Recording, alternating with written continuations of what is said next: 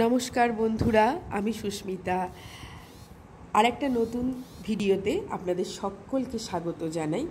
আজকে রাঁধুনি কিন্তু একটু নতুন।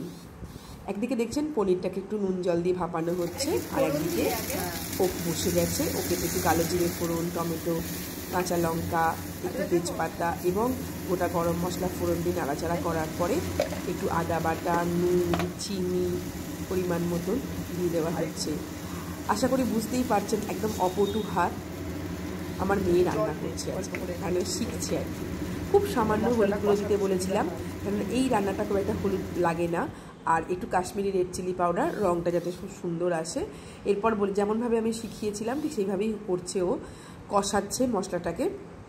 তারপর পোস্ত, মগজদানা, কাজু কিশমিশের একটা পেস্ট রেডি করেছিলাম, সেটাকে বললাম ওকে মিলিয়ে দিতে, দিয়ে ভালো করে নাড়াচাড়া করতে। ও তাই করছে। তারপরে ওই যে জল শুদ্ধ যে পনিরটা আমি একটু ভাপিয়ে রেখেছিলাম সেটাকে ও দিয়ে দিচ্ছে। খুব ইচ্ছা হয়েছে যে পনির রান্না করে বাড়ির সবাইকেও খাওয়াবে। তো ব্যাপারটা খুব সোজাই, খুব একটা কঠিন নয়। সেই জন্য আর ওই শেষকালে একটুখানি ঘি দিয়ে দেওয়া, এটা তো সব সাবেকি বাঙালি রান্নায় হয়েই থাকে। খেতেও যেমন হয়েছিল সুন্দর, দেখতেও দারুণ হয়েছিল।